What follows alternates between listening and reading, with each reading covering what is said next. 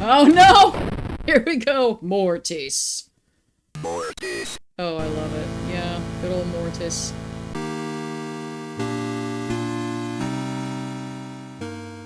Hey everyone, welcome to my religion-oriented walkthrough of Faith, the Unholy Trinity, Chapter 1. Right off the bat, I gotta say, I love this load screen. They don't leave it on long enough. We've got a quote from the Book of Revelation. We've got 666K RAM. We've got Gary Loves You. This is definitely not going to be so gameplay oriented. There will be a little bit of that, but it's really going to be focused on the religious and spiritual aspects of the game.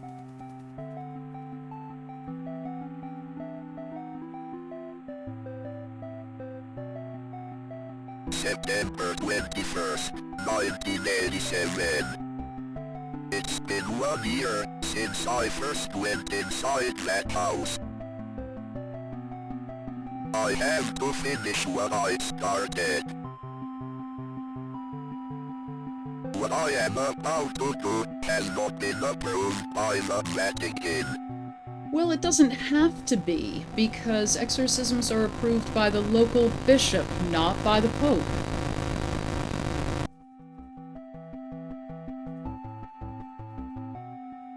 So the first religious item that we see is a car. That's how you get to your house of worship. Kidding. We're going to find these notes throughout the game. This one is a basic tutorial kind of a note about how to find your way around through the woods. But the other notes are going to walk us through the plot and what is going on behind the scenes. And I will read the notes, not this one, again, because it's a tutorial, so we'll just move on from this one here. Notice that our priest character is wearing blue. And I'm sure that that's to set him off against the black background, but as I'm sure you know, Catholic priests' clerical suits are black. And that is to indicate that they have died to the world. They have willingly given up the good things that the world has to offer in order to serve Christ. So here we run across a ritual circle. There is a sacrificed animal in the center, as you can see. It looks like a fox. But notice the layout of the stones. It's a rough pentagram. So we've got the two upper points here, and then we've got the two middle points further down, and then the single point down at the very bottom. As we go through the notes, we're going to find that this was probably the work of a specific group, a cult that is operating in this area. But right now that we've heard Chaos Reigns, we'll move on. We'll have to exorcise some things along the way. There goes Samara. And there goes the Chupacabra. Now, it's interesting because the Chupacabra is being portrayed really as a demon in this game, but in reality, the real legend of it, it's a cryptid. Demons are spiritual beings. Cryptids are believed to be actual material creatures with a physical existence, but it's being treated as a demon here. However, if you ever run across a Chupacabra in real life, a crucifix is not going to save you. Creepy clowns for Jason and Nate, or Nate and Jason's 6th birthday party. So these are twins, they're sharing a birthday, they're the same age, and we are going to find out more about them as the game goes on. We've got directions: turn right at 1338 Snake Meadow Hill Road and go straight past the well. So not only are those directions for us, we can just go straight the next screen right up, but sometimes numbers are really significant for the developers of games, so if anybody knows if 1338 has any significance for the developers, drop it in the comments and let us know. But I would not go to that birthday party with the creepy clown. No way.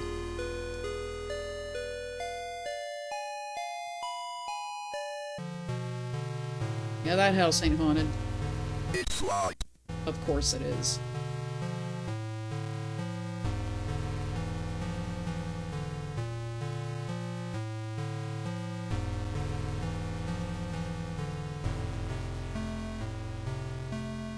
The music playing here, by the way, is not a religious hymn. It's Moonlight Sonata by Beethoven.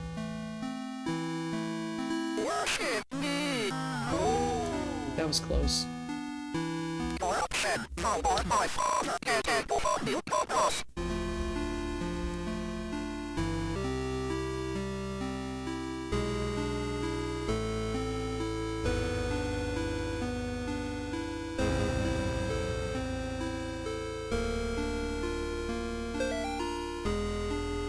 Today I noticed Amy's favorite tree looks like it's dying. All the needles are falling off it and the bark is peeling. I guess I'm more upset about it than Amy is.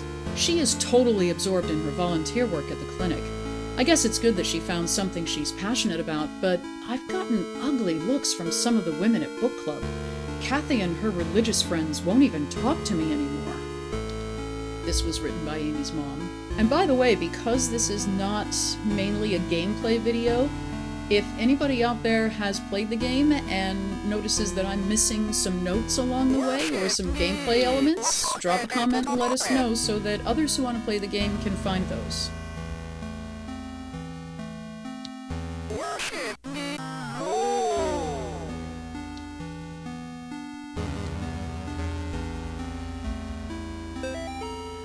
I caught some people walking through the woods around the house last week. Not kids, just regular adults. They told me they got lost while hiking. I pointed them back towards the road. The whole thing just didn't feel right. I think I should go dig up Bob's rifle out of storage. We're gonna find that rifle again towards the end of the game. I think these folks were actually trying to ask directions to the local sacrificial offering.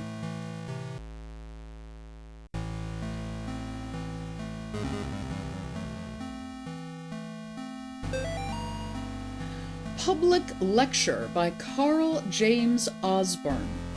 Connecticut's historical connections to witchcraft, Satanism, and the beast system. Connecticut, man. New England, Creepville. Wednesday, 8 p.m. So we have a lovely sigil here. Looks like something out of the Ars Goetia, the Lesser Key of Solomon. It also looks like inside the triangle is an Eye of Horus, but it's hard to tell.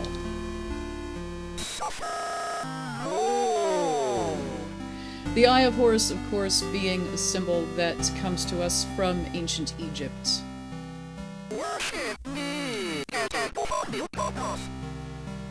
Chupacabra gets faster and faster. Eventually, it will be exorcised and completely leave us alone, but... Oh no! Here we go! Mortis. Mortis. Oh, I love it. Yeah, good old Mortis. So we have the purple ghost twins leading the way for where we need to be next. This is Nate and... what was it, Jason?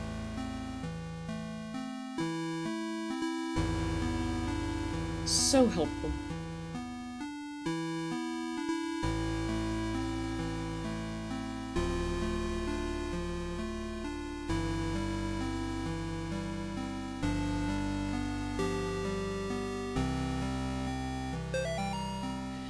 The Martins' house lies about 100 yards off of Snake Meadow Hill Road. There is almost no driveway. Trees jut out in the middle of a gravel path that is mostly covered in grass. It was difficult to find the house, especially since it was already dark when we arrived. Father Allred seemed to know where he was going. He simply drove straight ahead until we arrived at the house. In the headlights, I saw an old shed off to the right of the path. Father Allred explained that he would rather perform the exorcism away from the house, but the Martins had insisted that Amy remain inside. He complained that having the family present makes it difficult to proceed with elements of the rite that may seem harsh to the layperson. So this was written by our character, the priest, who had assisted Father Allred, apparently, according to this letter, 1 year prior in an exorcism that didn't quite take, apparently. So there are a couple of things here. First of all, having the exorcism outside of the person's home. That is actually stipulated in the instructions for exorcism in the Roman ritual, and the Catholic exorcism ritual anyway. Exorcisms should be performed in a church when at all possible. The only exceptions to this would be if it's impossible to move the possessed person, or if it's unwise for whatever reason to attempt to move the possessed person, then the exorcism can take place in the home. But in the movies, and usually in the games, for some reason, it's always in a bedroom. It's never, in a living room or something. Except in The Conjuring, it was in a basement. But you know what I mean, right? It's hardly ever or never in a church. The reason why the Catholic Church wants it to be performed inside of a church is because the actual presence, the true presence of Jesus Christ is there in the tabernacle. This is a box containing the elements of Holy Communion, the host, which is of bread, and sometimes the chalice of wine or a little cruet of wine. And that is believed to be the very body, blood, soul, and divinity of Jesus Christ. So you want to do the exorcism in the divine presence, hence the instruction to carry the exorcism out inside a church when at all possible. As far as not having family members present for an exorcism, that could be a thing, but not necessarily. It's not in the instructions in the Roman ritual or anything like that. But priests do work, exorcists rather, do work as a team. It's never just one single priest or even two priests like in the original movie The Exorcist from 73. That doesn't happen. They go in with a team. There are lay people assisting them in prayer. There are medical personnel there, at least one person, sometimes a nurse, sometimes a doctor. There's a person who's recording the events of the exorcism, taking down everything that happens so that there's a record of the events. So there are a number of people in the room, or in the church rather, when this happens. It may be prudent to not allow family members to participate in that because they're very close to the situation and they can get very emotional, and it can actually be not only detrimental to the exorcism process, but it can be harmful to those family members. They don't want to see their loved one like that. And an exorcism can be a very rough process, from what I understand. So that would be the reason for keeping family members away from the exorcism ritual. Not to punish them, and not because they might not understand it, as it suggests here, or it might seem too harsh, but because they may get very, very worked up, and that wouldn't be good for anyone involved. Let's go get this key.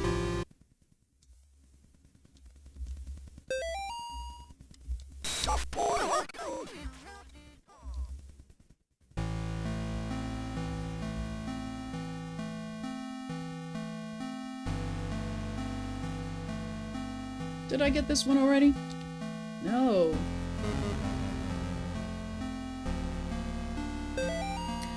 Bob. The kids and I miss you more every day. The twins and Amy have started their next school year here at home. Amy keeps asking when she's going to be allowed to go to real school. I think she's getting cabin fever. The twins are having no problems occupying their time. Yesterday they came in with their hands covered in blood. I guess they found a dead deer and thought it would be a good idea to touch it. I think we might have a coyote problem, because when I went out with them to look at the dead deer, it was a pretty gruesome sight. All this just a day after the twins' birthday party. Can't wait till you come home. So again, this was written by Amy and the twins' mom. The dad, Bob, is apparently gone a lot. We come to this conclusion by finding some other notes throughout the game.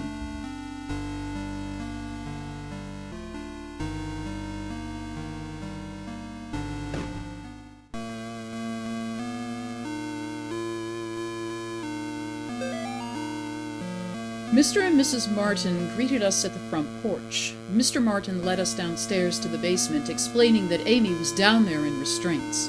I felt for him. There was guilt and shame in his voice. Amy was in the very back of the attic, in a chair, perfectly calm, staring at us. It is hard to describe the look on her face. It was not the kind of look a child gives you. Now, later we learn that she's 17. So, not exactly a child. I mean, 17-year-olds can give you some pretty grim looks. And I say that absolutely without prejudice, because I was 17 once.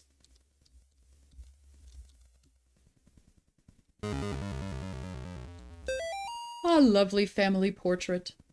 Amy's in the front there, supposedly, with Mom and Dad.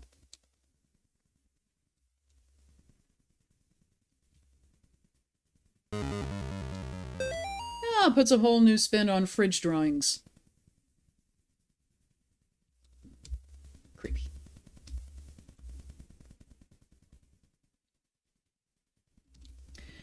It's hard to tell what you need to exorcise and what you don't in this game. Sometimes things are highlighted, but like with the dead tree, it was kind of hard to know.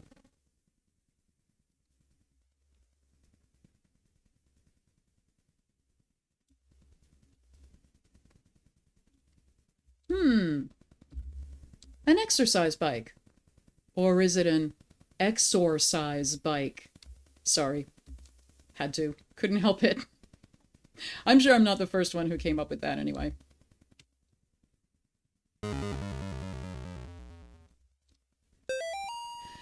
I don't feel safe in my own home anymore. I hear voices outside around the house at night. I don't let the twins go out in the woods to play because I'm afraid of what's out there. The house itself feels stressed, distorted, slanted somehow. It's like I'm walking through a carnival funhouse. Amy's condition has only gotten worse. I can't stand to be around her, and I don't know why. She just doesn't seem like herself anymore.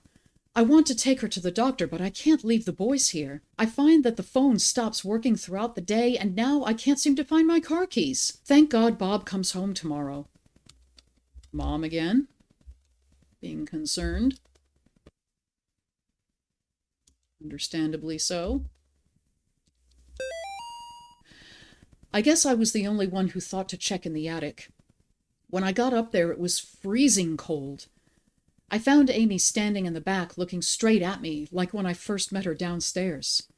We spoke briefly, although it was frustrating to talk to her, or it. I experienced a bit of deception from the demon. During our conversation, she uttered my mother's first name, and in other instances spoke perfect Latin. I called for help from the others, but nobody came. So I raised my crucifix and began the rite again. So there's quite a bit here, actually. There are really one thing that takes two expressions, and that is one of the criteria that the church uses to determine that there is actually a demonic possession going on and not a physical illness or a mental illness masking as a possession, having similar symptoms, is knowing the unknowable. And so we've got two instances of that here. Amy knows the priest's mother's first name, and there's really no way she could have known that. The family doesn't know the priest that well.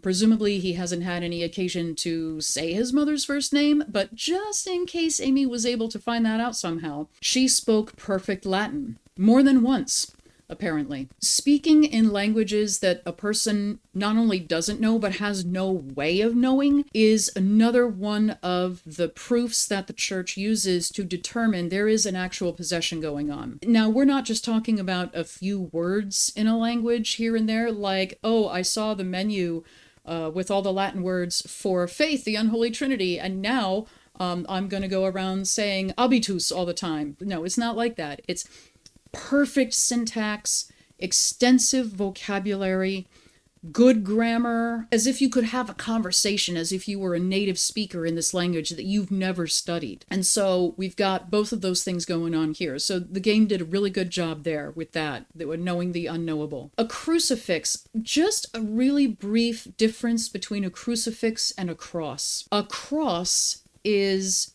simply a cross with no image of Christ on it. A crucifix has the image of the crucified Christ on it. So there is a difference.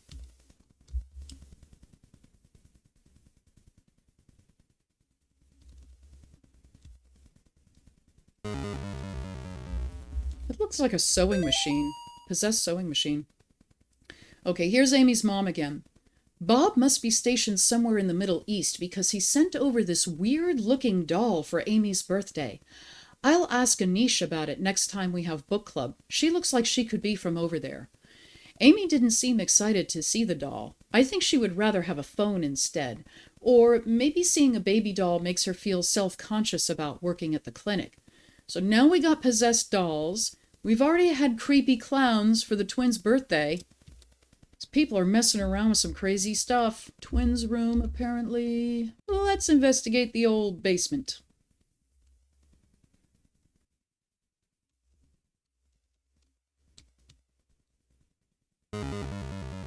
Dear Amy, thanks for writing.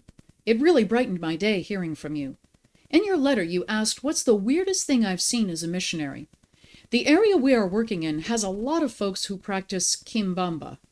Please excuse me if I'm butchering that pronunciation. It's what you might call a pagan religion. It's kind of a mix of Catholic and African religions. One of the saints they worship is San La Muerte, or Saint Death. This is called syncretism, when two different religions are blended together to make a new religion. And this blending of African folk religion and the Catholic faith happened here in the Americas back in the 1600s, 1700s, I believe. If I'm not mistaken, I could be wrong there. I'm terrible on dates. But San La Muerte is not a Catholic saint. Yesterday, we talked to a boy about 15. When we asked him if he had ever prayed, he said, no, but I have prayed to San La Muerte. He told us about a time when he stayed over at his cousin's house, and according to him, they prayed to some figures of San La Muerte, and the figures made things in the house move around. He got real quiet and scared looking after that. We told him he could pray to God, and that God wouldn't make him feel scared like that. We invited him to church, but he hasn't come yet. I need to wrap this letter up and get back to work. See you in 4 months. Leighton. So we don't know who Leighton is. Probably a friend of Amy's, who apparently is a Christian missionary somewhere, perhaps overseas. This might indicate that Amy and her family are religious, church-going people, but then again, Amy's mom said in her letter that at the book club, Kathy and her religious friends wouldn't talk to her, so who knows?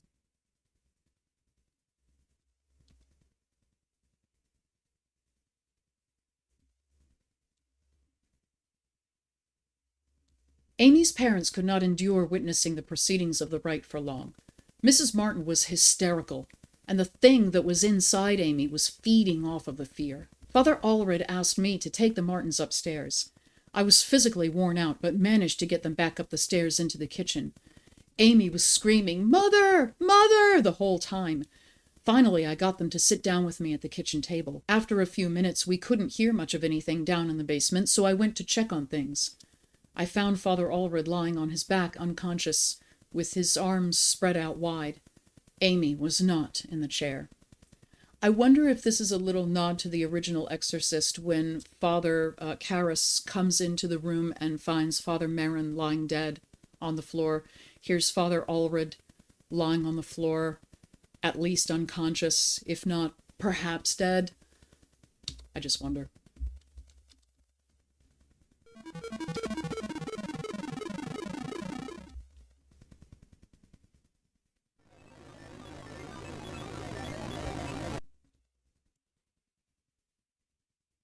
Here we go.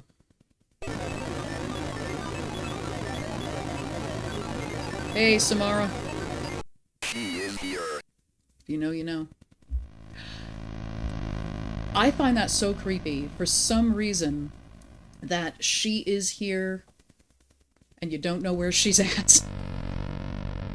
Oh, here she comes. So when those sigils appear, that's kind of like Amy's footsteps all over me. Mortis.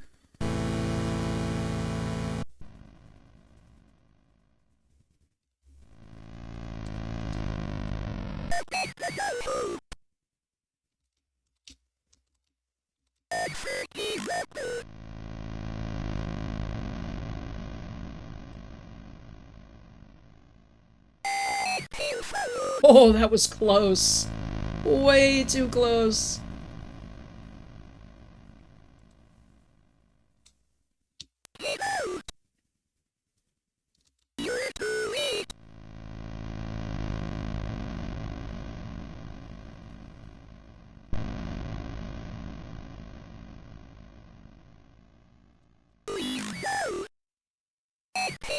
I heard a door open upstairs.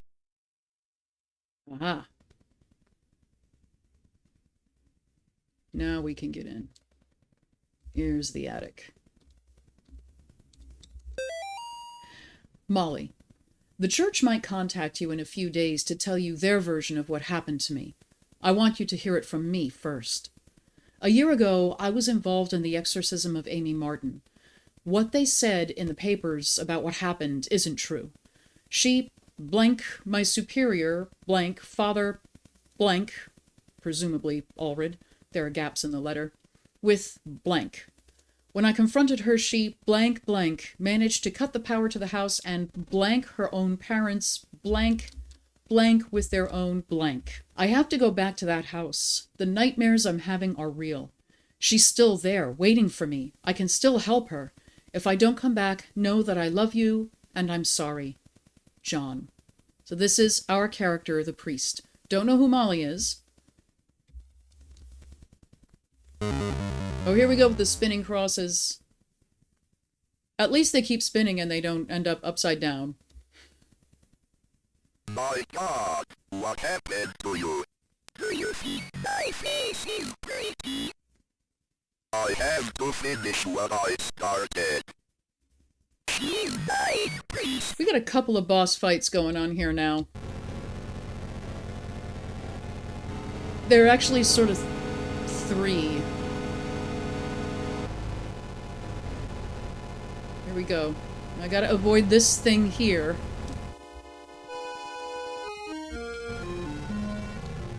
Ah! Go away.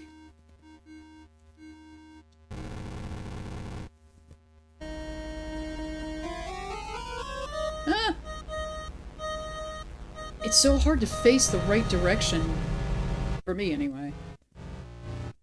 When you're using the keys. I'm playing on a PC. Ah! Ah! I'm gonna get killed. I'm gonna get killed.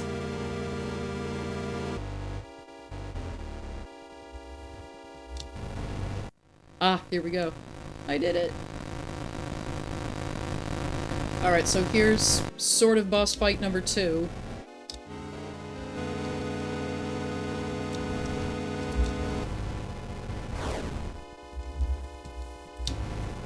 There we go.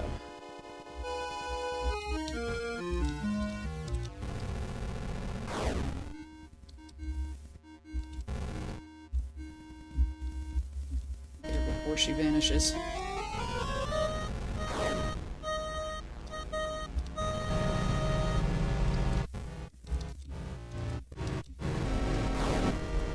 Oh no! No! Oh,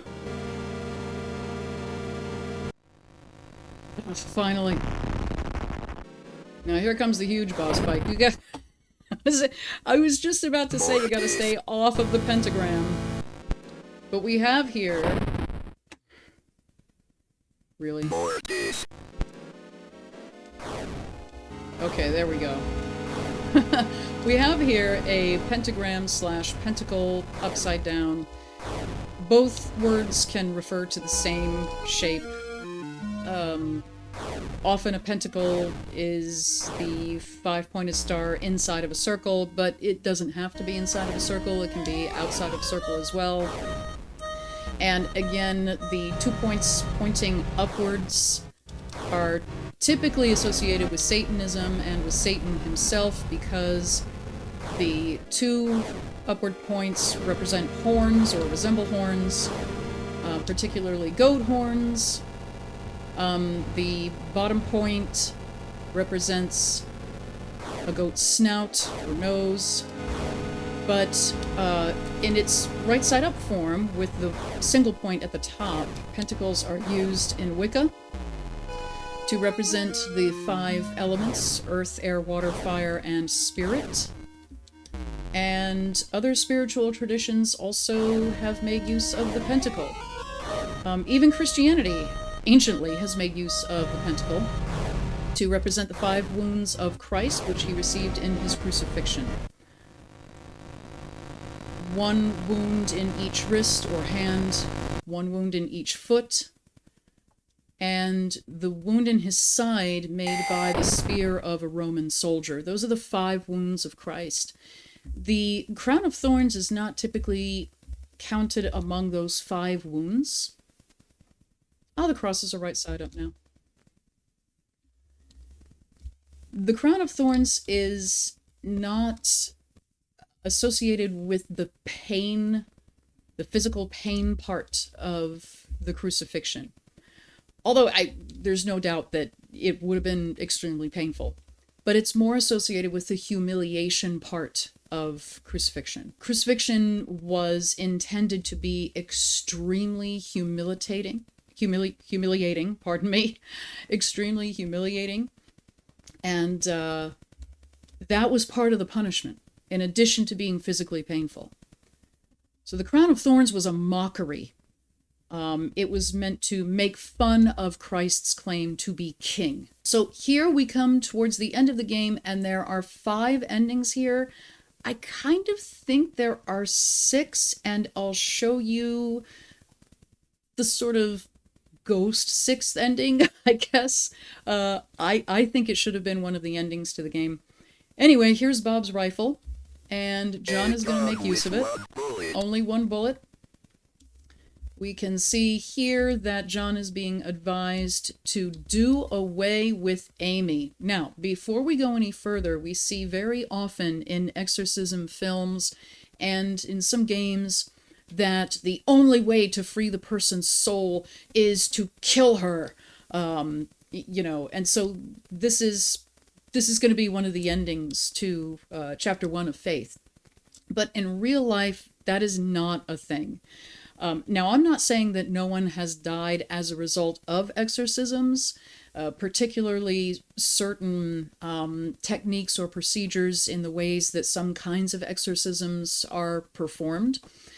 But certainly in the Christian tradition and the Jewish tradition, Buddhism has exorcisms as well, and that is not the idea. The idea is to free the person from the demon so that the person can live and enjoy life and be free, not to kill the person. That is not an option for setting the person free from the demon. So while people have died in the course of exorcisms, a very famous case of that is Annalise Michel, right? She was the inspiration for the movie The Exorcism of Emily Rose, great film, and she did die over the course of when exorcisms were being performed. There was some question as to how much blame the exorcism itself had in her death. But at any rate, in the Christian tradition, the death of the person being exorcised is not the idea. So we have to break this mirror 3 times, and the only way to do it is by using the rifle. Here we go. This thing is creepy. Okay, so here we have an upside down triangle, and I had talked about this in my video on Longlegs because we find the upside down triangle is made use of in that movie. And it could be an inversion of the Holy Trinity. I think that that's what it's meant to be here in this game.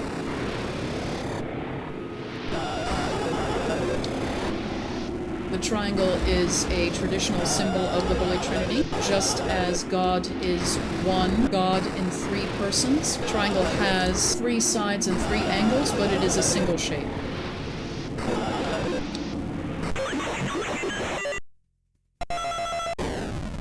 Sounds like it's shorted out. October 23rd, 1986. Dear Dr. McGlashan, it has been 30 days since the beginning of my treatment here at Yale Psychiatric Institute. Dr. Spinal, who has been so patient with me, has helped me understand my afflictions and has helped me find a way to move forward and accept the truth. With Dr. Spinal's help, I have come to accept what really happened in September at the Martin family residence. I accept that what happened was not the result of any supernatural phenomenon, but rather the desperate actions of a young girl driven to violence by her dogmatic parents and old church rituals that are thought to drive out evil. Notice, thought to drive out evil, not actually do drive out evil. I am happy to report that since accepting the truth, My nightmares have ceased, and I now enjoy peace of mind that I have not felt since the incident. Given my progress since first coming here, I respectfully request my release from Yale Psychiatric Institute, contingent upon follow-up appointments with Dr. Spinal in the future. Sincerely, John Ward. So, if we go into Mirror World, John Ward is not actually a priest. Amy was not possessed. All of her symptoms were caused by an overly active religious family. And again, this brings to mind the case of Annalise Michel. Her family was almost excessively devout, and it has been suggested that that may have had something to do with her either actual possession or imagined possession or whatever it was that happened there. Okay, so now let's pursue the 5 official endings of the game.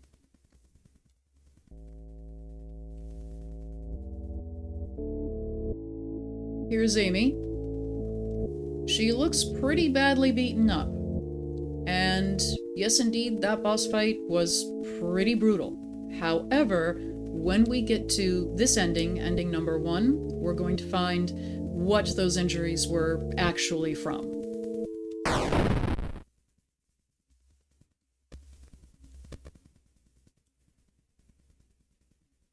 The fox is no longer inside the ritual circle. It's gone. I don't know if that means anything in terms of the game or the storyline, but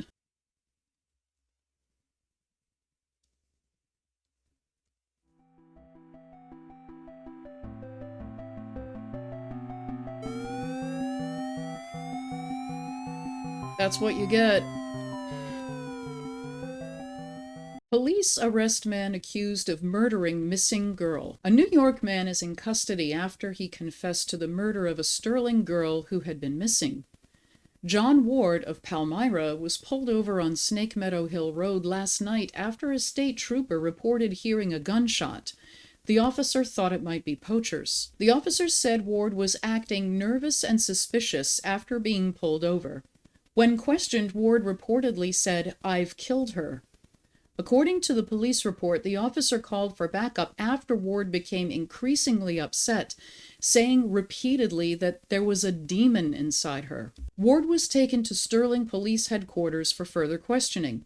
Ward then confessed to authorities that he shot and killed Amy Martin, a 17-year-old girl who had been missing for 9 days after escaping from a mental institution. After a brief search, police located Amy's body in the woods near the now-abandoned Martin home. In addition to receiving a gunshot wound to the stomach, Amy showed injuries suggesting that she had been thrown out of the second-story window of the house.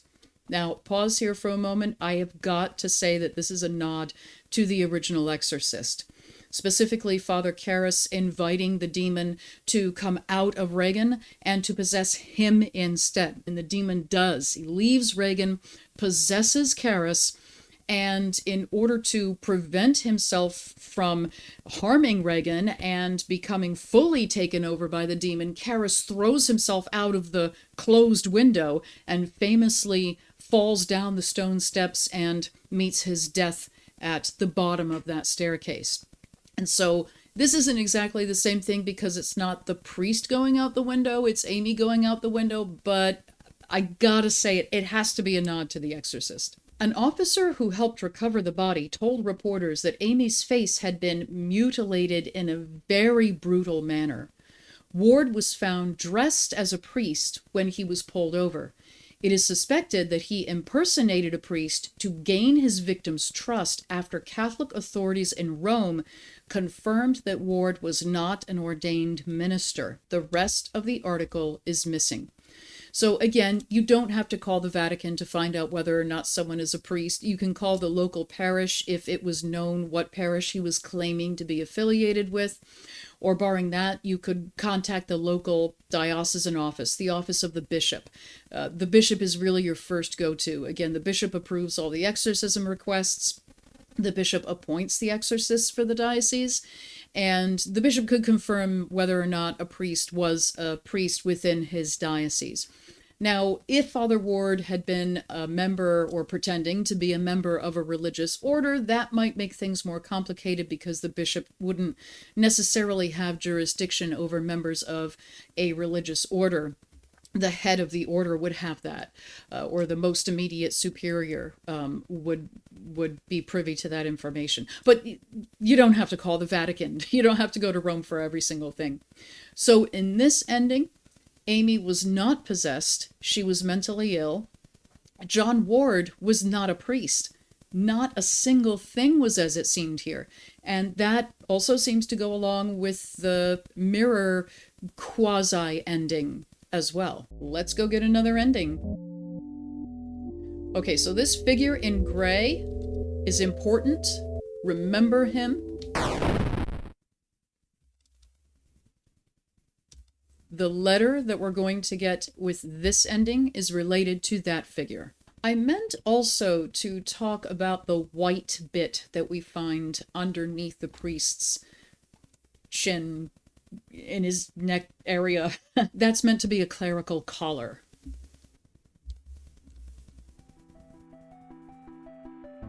I will say of the Lord, He is my He's refuge quoting Psalm and my 91 here. It's a fortress. psalm of My protection, God, in Him I will trust. but he's I shall not be he's afraid. paraphrasing it because it's written in the second person and he's reciting it in the first person.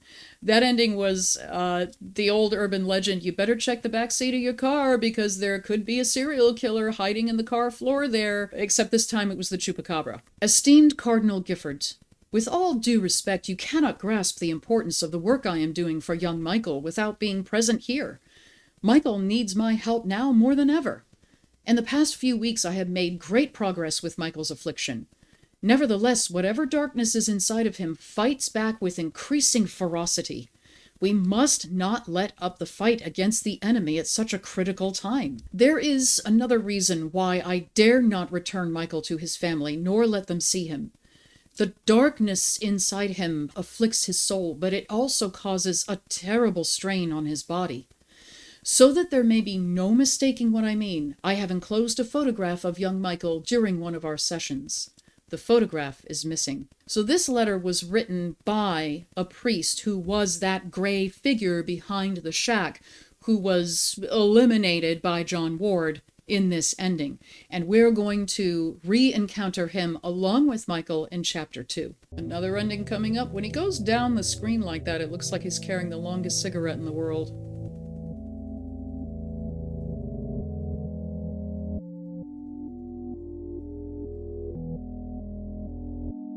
So Father Ward is going to decide to disrupt the sacrificial offering circle. Let's see what happens.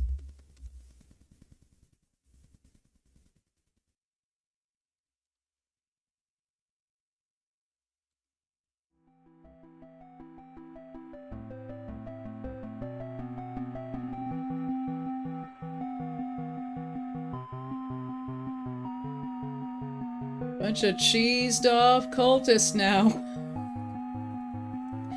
So this is probably the group that Amy's mom said that she was hearing in the woods at night. Strange activity going on. Definitely the group responsible for the sacrificial fox offering there. So here's ending 3. Hello, Amy. I am sorry to hear about your parents' decision. It is hard for people to trust what they do not understand. I know you are only 17, but you are clearly an adult, and you are able to handle your own life. Do not let your mom and dad stop you from following your dreams. If there is anything I can do to help you, just let me know. Notice the manipulation going on here? We're having a get-together at the clinic Saturday night, and I would love for you to stop by. We still consider you a part of the team, even if your mom and dad do not. We hope to see you there, Gary. Yes, this is the same Gary who loves you, as we are told repeatedly in the load screen, and it's the same Gary that we're going to encounter later in the game, especially having a much bigger part in Chapter 2. Notice the red writing.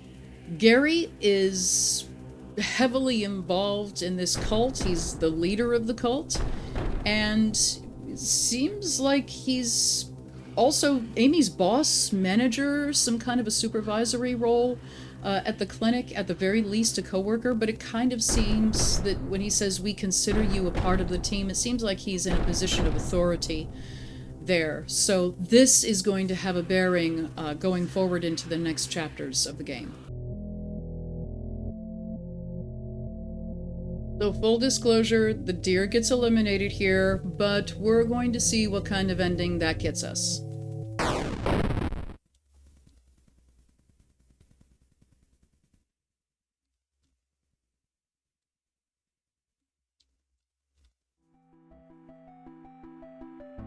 I will say of the Lord, He is my refuge and my fortress. My God, in Him I will trust.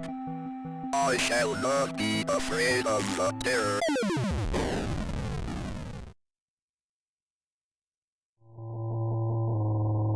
Revenge of the Venison.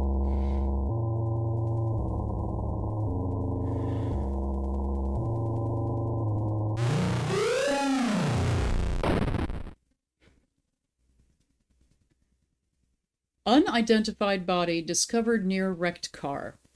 The site of a deadly car accident was discovered along a road near Sterling this morning, along with the body of a person who has not yet been identified. At 6 a.m. this morning, a resident called to report an accident along Snake Meadow Hill Road. The driver of a silver sedan had swerved off the road and struck a tree. A spokesman for the police commented that the body appeared to have been dragged several yards away from the car, deeper into the woods, after having been ejected from the front windshield. It was noted that the body had been mangled beyond recognition. Investigators suspect this was probably the work of coyotes. Police also noted that parts of a cleaned white-tailed deer were found in the trunk of the car. From a white-tailed deer, a hunter typically gets 75 pounds of meat. However, it appears that the victim of the accident was only able to carry 25 pounds back to the car.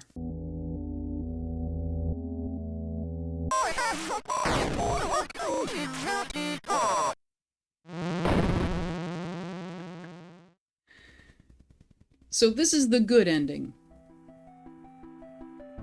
I will say of the Lord, He is my refuge and my fortress.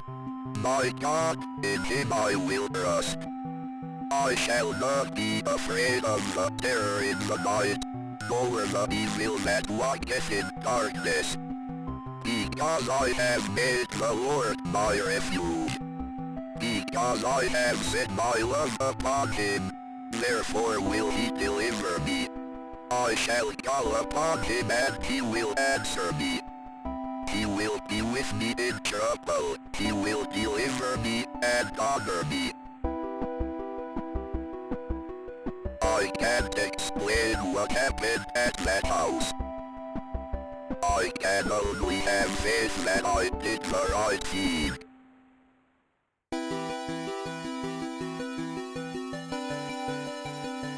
So in this ending, ending 5, when faith endures, John Ward really was a priest, Amy really was possessed, and there really was an exorcism, which was successful. Police animal experts investigate chupacabra remains found near Sterling. Sterling PD is enlisting the help of local animal experts from the University of Connecticut after the remains of an unidentified animal were found near Sterling. The remains of an animal, which some residents are calling a chupacabra, were discovered on Snake Meadow Hill Road by a motorist yesterday. The animal had apparently been struck by a vehicle, and parts of its carcass were scattered across the road. Police say they initially investigated the gruesome scene because the motorist who discovered the remains had told them they appeared to be of a person. After arriving at the scene, police concluded that the remains were of some kind of animal. As a matter of public safety, we want to be sure about what exactly we're dealing with here, said a Sterling police spokesman. This is clearly not a deer or a coyote. If it's a mountain lion or an exotic pet that escaped from its owners or an animal with rabies, we need to know about it. Animal experts attached to the investigation would not speculate about what kind of animal had been found, although they commented that the animal was hairless, anemic, and apparently suffered from the rickets, a vitamin D deficiency that appears in animals and children who have not received enough sunlight. Children, get your sunlight. or you'll turn into a chupacabra. Well, everyone, that does it for my religion-focused walkthrough of Faith, the Unholy Trinity, Chapter 1. If you like this format and you would like for me to do Chapters 2 and 3 in the same way, let me know in the comments. As always, thank you so very much for giving my videos some time of your day. I hope to see you for the next one. Take care.